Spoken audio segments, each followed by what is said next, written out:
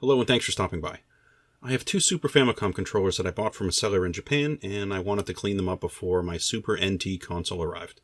I'm excited to start to play Super NES games again. So we're talking about what's called retro-brighting, and I know there's a name brand product out there that you can buy, or you can try to make your own. I made my own.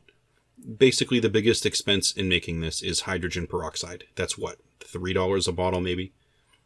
You basically cover the item in a peroxide mixture and you leave it out in the sun or under a UV light for a period of time, probably a day or two. I left mine outside.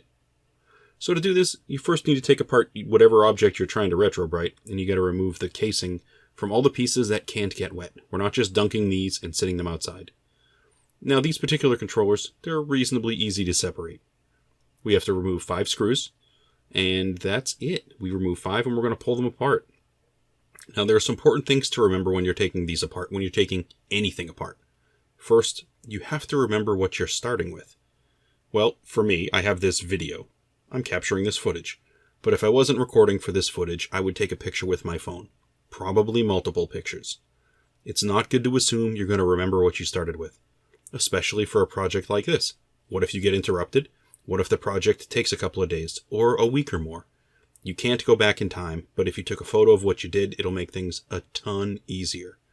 Seriously, if you're using your camera to take photos, there's no film involved. It's just space.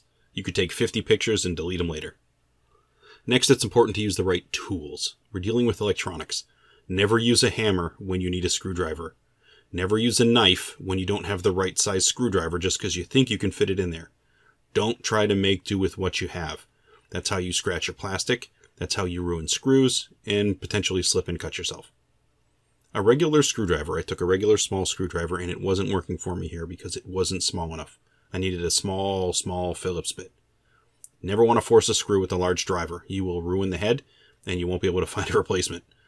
I have this mini tool. It's something I found at Sears actually a few years back. You can still buy them online. This one's called a Teeny Turner. It's by a company called Pickwick. I got a couple of these. I think it's just a great idea for a screwdriver. They do a very good job here. And it has multiple bits in the handle. I got a few different sizes, I'm a fan. Also, it's good to have multiple containers to keep things separate and organized. I always keep a variety of containers on hand for this purpose. One for screws, one for plastic components, and then something to store in, maybe the electronics or the boards that you have to keep separate. A few of these screws are a little rusty on the head. It was a little difficult to get them out at first. That's not great. It might make it harder to get back into this in the future, or maybe even get the screws back.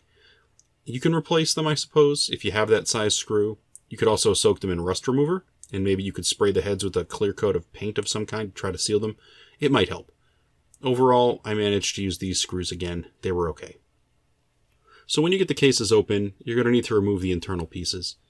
We have 2 pieces that are probably important to be aware of. There are these small metal pins, 2 of them. One for each of the shoulder buttons, and it's important to not lose these. You might be able to replace a screw. You replacing one of these pins, that's debatable. I keep the screws in a container. Keep them separate somehow, don't lose them. These controllers overall, as I start to take them apart, they're pretty gross. There's a lot of aged sweat in here. There's a lot of dirt down on the components. There's grime and dirt all over. We're going to be soaking these plastic parts in liquid, and we're going to be exposing them to sunlight, so we have to find a container that is as small as humanly possible that will let all these parts sort of spread out. The smaller the container, the less fluid you need, and that's what you want. I managed to find a container that should suffice. It is definitely going to be a little bigger than needed, but as you can see here, this fluid that I'm going to make, it's going to fill the area, and I can come back and I can use it to recoat it from time to time. So basically I can separate all the pieces in this container and I put all the components I want with the faces facing up. I don't care how bright the inside of the controller is, as long as it's clean. What I want is to brighten the outside, the part we're going to be touching and seeing. So I separate the pieces and I put them in this container. I also take the shoulder buttons. There are 4 of them, 2 for each, and I make sure they're facing up. Next we have to make a mix. I'm going to take a cup of hydrogen peroxide. I'm going to take 2 tablespoons of cornstarch and a tablespoon of OxiClean detergent. Do you need OxiClean? Well, probably not. Do you need cornstarch? Probably not. Cornstarch is supposed to be a thickener. Honestly, I think it was wasted on my project here. I could have probably just gone with peroxide. But I mixed this stuff together and I microwaved it for about 30 seconds. Then I started to stir, and eventually it thickened up the peroxide a little bit. When it was thicker, it was a little foamy. I just poured it over the parts and made sure everything was covered. Now before I set it outside, okay, once it's wet, you want to take a piece of plastic wrap, and you make sure that the wrap touches all the pieces. I'm not just putting this over the top. I want to remove all the air from the top of the controller plastic to the piece of plastic wrap that I'm using. The plastic wrap should be directly on top of the components. We're sandwiching our mixture in between the two. It's basically holding that peroxide in place so it doesn't evaporate or dry away. That's all it's really doing. Now, I'm also going to set it out on the back porch. So we have these wet pieces.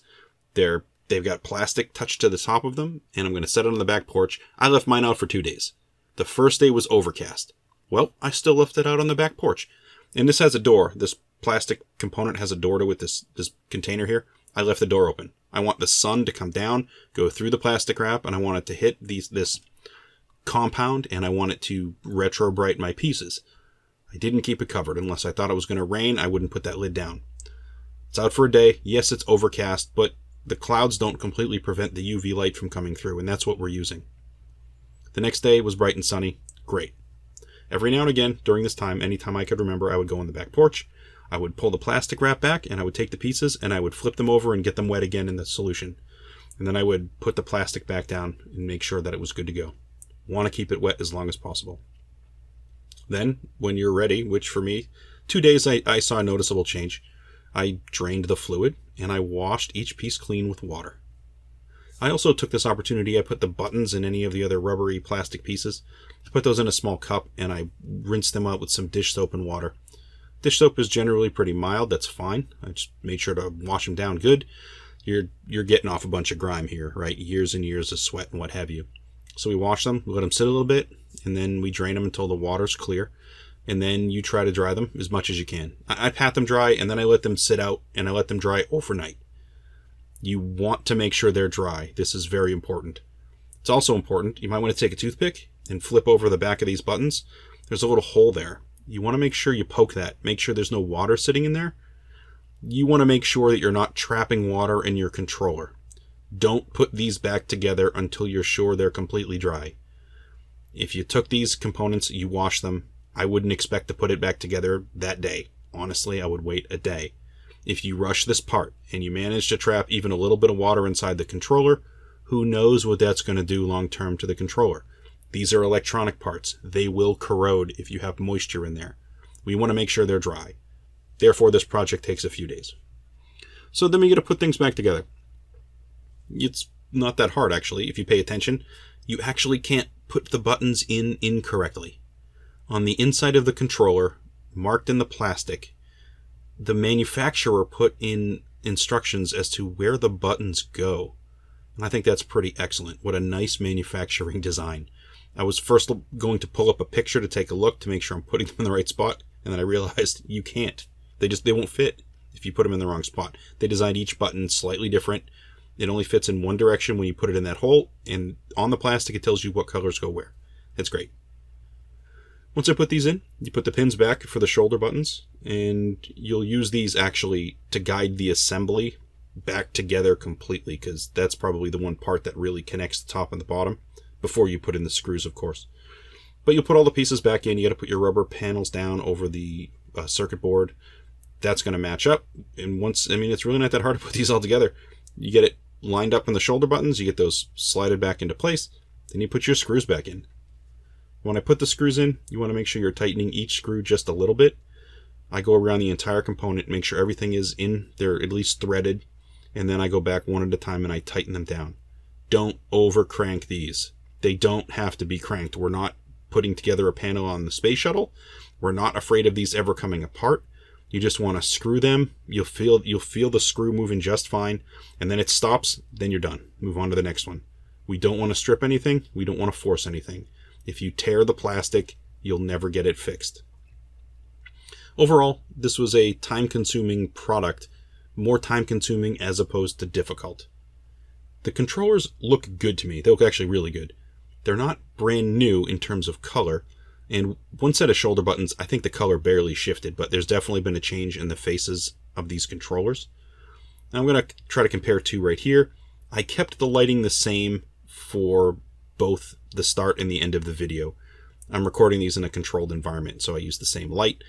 Basically, it's the same vibrancy. It's right in here. I think you can see a little bit of difference in these images. There's a huge difference up close, and they're definitely not filthy anymore, which is awesome. So anyway, that was my journey for retro-brighting my Super Famicom controllers. I hope you found it interesting, maybe helpful if you need to do a project similar in the future. There are no shortages of retro-brighting videos out there, but this was my particular journey with this project. Thanks for stopping by for a look, and I will catch you on another video.